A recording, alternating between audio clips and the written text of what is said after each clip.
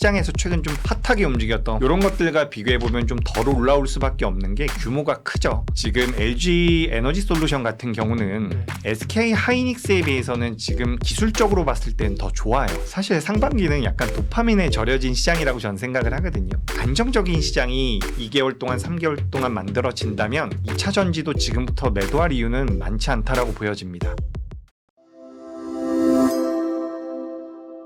예민수의 경제토크 SK증권 이재규 차장님 함께합니다. 2차 전지 얘기하겠습니다. 이렇게 잘생기고 말 잘하는 분은 누구냐? 네, SK증권의 이재규 차장님이에요. 네, 2차 전지 어쨌든 투탑만 온리 쏠렸던 거에서 이제 순환매가 좀 돈다면 그죠? 네. 2차 전지도 낄 법한데 그죠? 일단 지금 소부장은 꽤 그 반열에 들어갔잖아요. 바이오도 사실 들어갔다고 할 수 있고 그죠? 네. 화장품, 뭐 전력. 2차 전지는 그런 그 소외 섹터로 보면 약한 것 같아. 네. 그죠? 왜 그럴까요? 네. 일단 반도체만큼은 올라온 것 같습니다. 최근 한 달 동안 반도체만큼은 올라왔는데 뭐 제약 바이오라든지 다른 업종과 비교했을 때 그러니까 시장에서 최근 좀 핫하게 움직였던 화장품이라든지 이런 것들과 비교해 보면 좀 덜 올라올 수밖에 없는 게 규모가 크죠. 규모가 크기 때문에 반도체 다음 여전히 2차 전지 무겁다. 엉덩이가 무겁다. 예, 그렇게 보는 게 맞지 않을까 싶습니다. 근데 이게 되게 아이러니하고 재밌는 게 뭐냐면 삼성 SDI라든지 지금 LG 에너지 솔루션 같은 경우는 SK 하이닉스에 비해서는 지금 기술적으로 봤을 땐 더 좋아요. 그러니까 제가 여기 빨간색으로 진하게 표시해 놓은 게 20일 이동평균선이거든요. 저는 기본적으로 시장에서 우리가 매매를 하거나 접근을 할 때는 종합주가지수보다는 강한 거를 선호합니다. 근데 지금 여기 제가 표시를 해 놓은 게 이게 우리나라 코스피거든요. 코스피 같은 경우도 오늘 보시면은 지금 제가 여기 안에 색상을 좀 지워서 잠깐 보여드려 보자면 20일 이동평균선 위로 올라와 있거든요. 근데 지금 SK하이닉스 같은 경우는 아직까지 20일 이동평균선이 회복이 안 됐고요. 근데 삼성 SDI라든지 LG 에너지 솔루션 같은 경우는 이쪽에 있네요. 예, 회복이 좀 돼 있는 상태죠. 윗단의 어떤 그 저항선에 이제 가서 부닥친 상황이네. 네.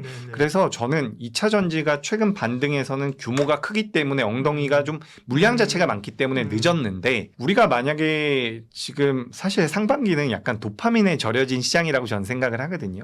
자고 일어나면 5%씩 6%씩 초대형주들이 올라가니까 근데 하반기 같은 경우는 그런 시장이 아니고 어떻게 보면 약간의 정상적이거나 정상적이라기보다는 좀 안정적인 시장이 2개월 동안 3개월 동안 만들어진다면 저는 2차 전지도 지금부터 매도할 이유는 많지 않다라고 보여집니다. 기본적으로 ESS 쪽에 대한 모멘텀들이 뭐 상반기부터 계속해서 부각이 됐지만 제가 파악을 해본 바로는 2027년도 하반기, 내년 하반기가 되면 미국 쪽에서 ESS 쪽에 대한 쇼티지가 나올 것이다라는 분석이 많이 나오거든요. 그렇다면 지금 우리가 2차 전지를 볼 때는 EV 쪽, 전기차 쪽 같은 경우는 사실상 지금 기대하고 있는 물량들이 거의 없어요. 근데 여기가 본전만 해주더라도 중간은 간다라고 생각을 하고 있고 만약에 전기차 쪽에 대한 관심도가 조금이라도 올라와서 시장에서 관심도가 더 붙어버리면 이건 플러스 알파로 볼 수가 있는 거죠. 근데 ESS 같은 경우도 지금 미국에서 중국을 규제하고 있는 부분들로 인해서 이게 안보, 보안과 관련되어 있는 부분들로 엮이고 있거든요. 그러니까 이게 우리가 지금 전기차 이야기를 하는 게 아니라 데이터 센터를 이야기하고 있는 겁니다.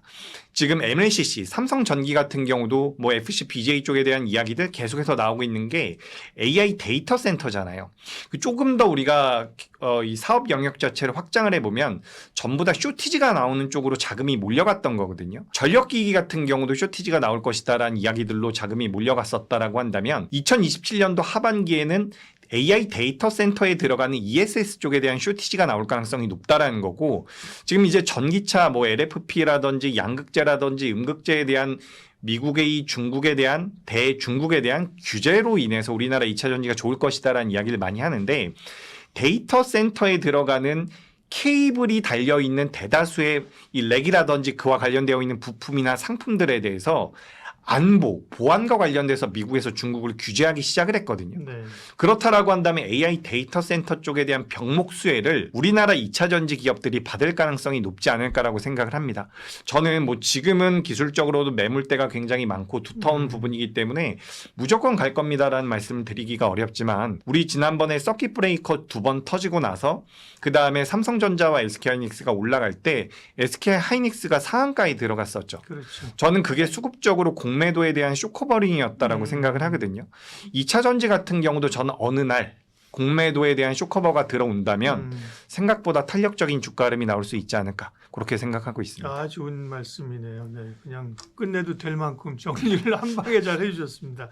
2차 전지는 사실은 엄청난 대시세를 한번 냈잖아요, 그죠? 네. 그때 알고 계시만 뭐 에코프로 BM 뭐 올해의 삼전닉스 안 부러웠어요, 사실. 그렇잖아요. 그쵸. 예, 뭐 10배, 20배 갔던 30배 갔던 그죠? 그 후유증들을 그렇다고 사실 돈은 버는 것도 아니었어. 네, 벌 거야. 네 맞아요. 보통 이익을 땡겨 쓴다 그러는데요. 1년, 2년이 아니라 뭐 한 5년, 10년을 땡겨 썼으니 그죠. 예. 지금 2027년도 실적을 당겨오면 그러니까.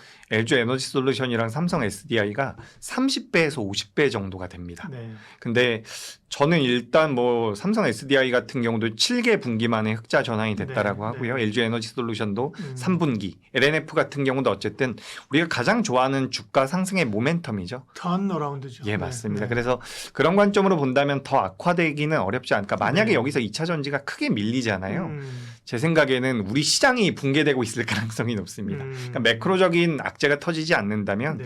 2차 전지 같은 경우는 지금부터 그래도 좀 기대해 볼 만하지 않을까 싶습니다. 근데 이제 그런 뭔가 트리거 모멘텀을 받아야 되기 때문에 많은 투자자들이 그래 오르기 시작할 때 내가 살게. 예, 지금 맞아요. 가서 내가 붙여쓰기 싫어. 그죠? 이런 건데 그 시점을 사실 우리가 어떻게 아느냐. 이제 예. 그게 고민인 거거든요. 말씀하신 것처럼 EV 쪽은 아직은 메인 기대는 아니고 나와주면 좋다. 그죠? 예. 네. 그러나 EV 쪽도 뭐 나빠질 건 없는 거고 최근에는 어쨌든 뭐 ESS 그리고 뭐 리튬 가격 뭐 이런 것들이 핵심 포인트인 거죠. 그 중에서 구조적으로 중요한 거는 결국은 이제 원재료 가격보다 ESS인가요?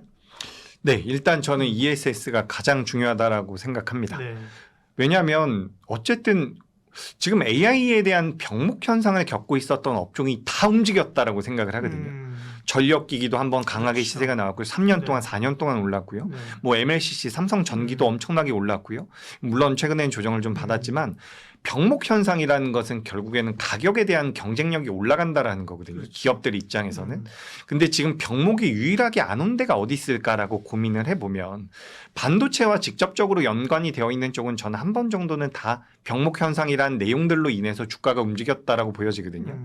근데 지금 ESS 쪽에 대한 병목 현상이 데이터 센터 쪽으로는 제가 느끼기에는 많이는 안 붙은 것 같아요. 네. 그러니까 2027년도에 뭐 미국에서 생산을 하고자 하는 전력 용량이 있는데 그 전력 용량을 우리나라 3사가 풀 가동을 하더라도 못 채울 뿐더러 거기에 대해서 이제 중국 기업들이 잘하고 있는데 미국에서 뭐 FEOC라고 해서 계속해서 규제를 하는 부분들이 있단 말이에요. 근데 이게 중국에 대한 뭐 그들이 가지고 있는 소재에 대한 부분들을 뭐 규제하겠다.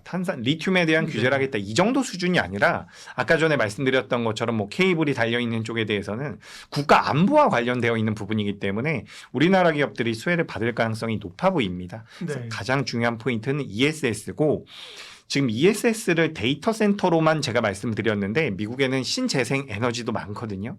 근데 이들도 에너지를 만들어서 그걸 저장해야 되는 장치, 에너지 저장 장치에 대한 수요는 네. 늘어나지 않을까 생각하고 있습니다. 미국이 중국을 견제해주면서 그죠? 우리의 룸이 생기는 겁니다. 트럼프 우리가 뭐 많은 분들이 욕하는데 사실 한국 경제에 구체적으로 기여하는 바가 커요. 네. 이거 정말 중요한 것 같습니다. 그러니까요. 네. 예. 그럼 2차 전지는 어느 쪽을 봐야 돼요? 셀 아니면 소재?